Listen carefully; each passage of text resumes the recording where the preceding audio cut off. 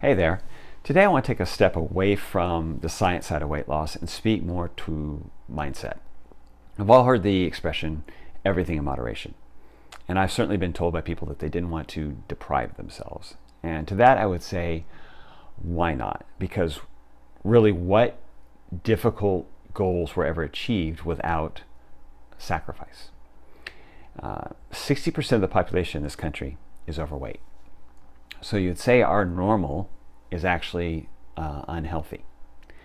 And sometimes we have to make choices or make changes that might seem extreme at the time to get us where we want to go, to affect change, and to take our bodies out of sort of a locked in mode or rut that they're in. So like high blood pressure, high blood sugar, being overweight, we can kind of get stuck there. That can become our homeostasis, and we have to make choices or make changes that move us away from that are a little bit outside of our comfort zone and create a new normal. Now, if what you're doing is working for you, great. Stick with it. I certainly don't want to mess that up. But sometimes we have to do the extreme, and that's a relative term, just like normal is relative. The extreme in order to get things moving. If we hit a plateau, get moving in the right direction with something that's again outside the comfort zone. And by extreme, I don't mean fitness model body. I'm not talking about you have to have six-pack abs to be healthy. That's certainly not it. I'm saying move away from metabolic syndrome. Move away from being overweight, obese, heart disease, diabetes. You don't have to be overweight to have heart disease and diabetes. But you've got to take hold of your choices that we make every day when we eat to affect that change. Every choice matters. I've had the opportunity to work with a couple guys who are on one of these weight loss shows where they have to lose, or the goal is to lose, half their body weight in a year, which is often 150 to 200 pounds, because these guys can weigh well over 300 to 400 pounds. And people will call that very extreme. Well, yeah, it's extreme. And you wouldn't always recommend an hour of weight training every day in addition to 3 or 4 hours of cardio to everybody. But that's, this is TV. Yes, it's dramatic, so people can see a quick effect. But I would say the extreme of that kind of weight loss is a far better alternative to the extreme of being 150 or 200 pounds overweight. So at first, when these guys get going, the 4 or 5 hours of weight train or exercise is a big change, and their diet gets changed, and they're losing 10 or 12 pounds a week, which is great. They're doing this for several months, the first 75 or 100 pounds or so, because they have that much weight to lose. It's like there's a pressure pushing that weight off of them, that energy, that fat stored into their energy system, because they're making a way for it. As they get closer to their goal, that starts to slow down relative to their weight and how close they are to their new normal, or what a more normal or moderate weight would be. So I was talking to one guy about the last few months, what did you have to do? So he spoke to the head trainer, who was the host, and they came up with a diet plan that helped him get those last few months hit that goal. Which was basically he was eating chicken or pork, some kind of meat that he put in a crock pot with veggies, pretty much every meal. He got 3 meals with berries each week, so 3 meals where you got to have a serving of berries because they're very low glycemic, and then 1 cheat meal in the week, which is usually on Sunday. So not a cheat day, a cheat meal. And then he was back on plan. And this was for 3 or 4 months to hit that final goal, which he did. And he had basically had to take himself out of, which was already a good plan, but he had to do something maybe a little extreme, or considered extreme by a lot of people, and certainly not what he would have seen himself doing a year before, in order to hit that goal, because the goal was bigger than his discomfort. I had a client that I spoke about in one of my last videos, had some heart disease, diabetes, overweight, who had seen a nutritionist early on when I was working with him, who recommended juice and toast in part of his breakfast.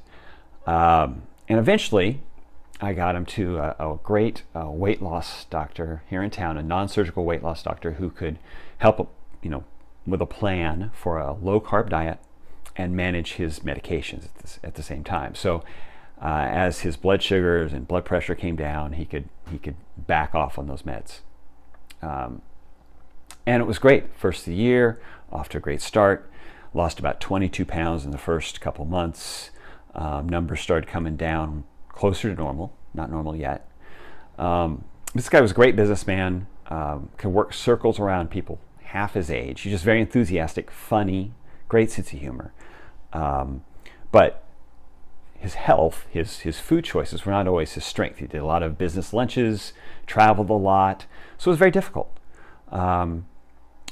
And so he got busy again in the spring, and he kind of got off track. He was still a good plan, but not to the degree that he was on the first couple months of the year. So his weight plateaued. He didn't gain it back, but he's basically hanging in about a 2 to 5 pound fluctuation. Didn't really move much.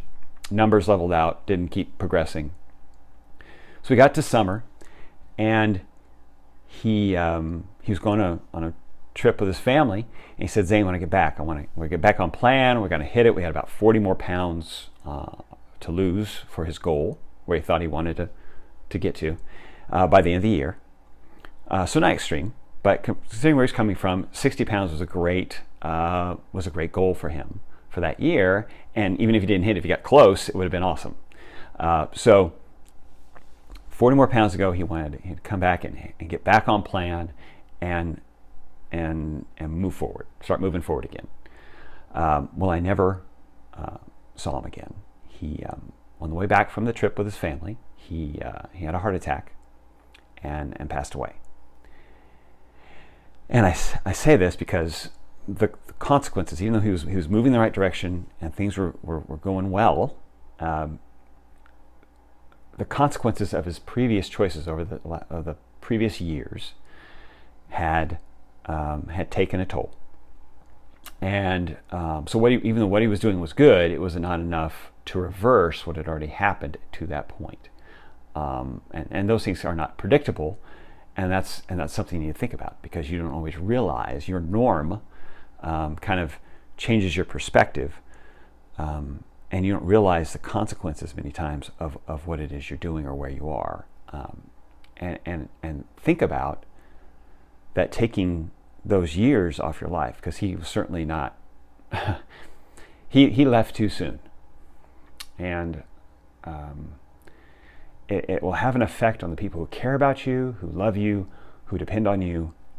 You're not just affecting yourself. It's not about just looking in the mirror and saying, "I love myself." You know what? Love those around you too, by sticking around a little longer. Okay. Now, he loved his family. He did everything for them. They worked with him, and I'm certainly not saying that. This was an area of weakness for him, and he was making the choices to move in that direction. It was fantastic. I was so excited. He was happy about it, but there were just the consequences of a couple decades of not great choices, and we've got to make the choices that make change happen and allow us to stay on this earth a little bit longer for those who care about us and those we care about. If it's true in business, health, this is your comfort zone, okay?